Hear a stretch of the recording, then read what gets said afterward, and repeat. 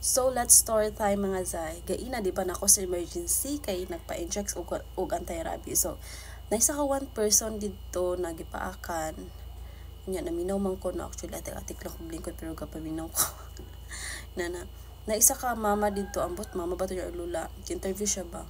Actually dili unta sila i-cater kay unsa na oras nya. Niya naman tong tong yang lula, sige lula na lang. Niya na tayo lula na gasuka na daw siya, ikatulo na siya nagsuka.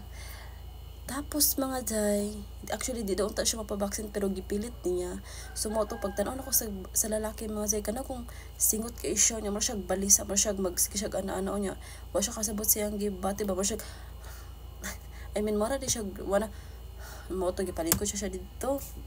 So mo to mga day sigog tanaw ato ba kay actually kada makita gyud ako sa mga video inato jud mga zay ang symptoms niya mo to gi-interview na siya no gi-interview tong nurse dito lain imong paminaw sir no tapos niya tong tulalaki ulain daw sige siya niya tapos mo to di daw siya katulon og tubig mo to yang ingon siya murag lain daw kayan diri nya murag wa siya kusog ba something ana.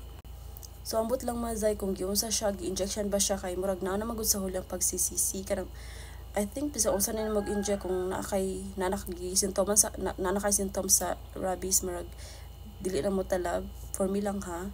So mo to mga zay kung nanang gani mapaakan siguro pa-inject na lang guro kay as in loy kay to siya delikado pug ang rabies no lain pug kay siya effect sa lawas ba inato di ay no.